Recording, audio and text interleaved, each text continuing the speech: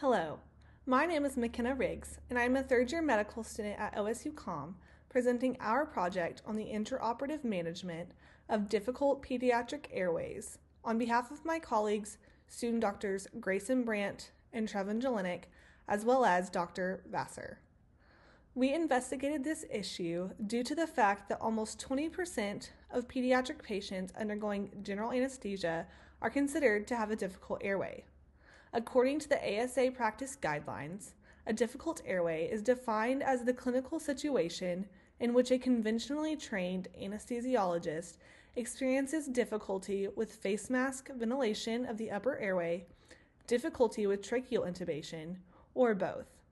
This can be due to congenital anomalies, craniofacial deformities, trauma, or infection. The majority of children with difficult airways can be identified preoperatively, but the variety of clinical scenarios in which difficult airways can quickly arise requires an individualized approach that considers the underlying condition and the patient's physiological status.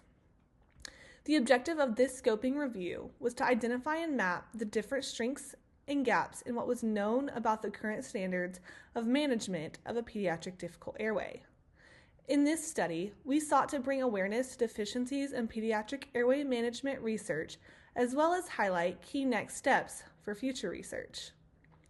We performed a literature search using the Embase, PubMed, Scopus, Web of Science, and Cochrane databases for articles on pediatric airways that were published in the 10-year period spanning from 2014 to 2024 in written English.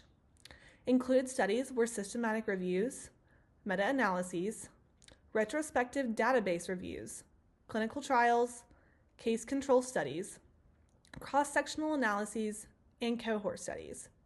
The data was imported into RAYAN, and 2 independent investigators screened records for inclusion criteria in a masked duplicate fashion. Investigators then completed a data extraction form that identified the frequencies, types, and complications of airway methods used to provide anesthetic care. The initial database search yielded 1,106 articles, and 82 ultimately met the inclusion criteria to be evaluated in our study. The sample in our study consisted of research from 50 different journals.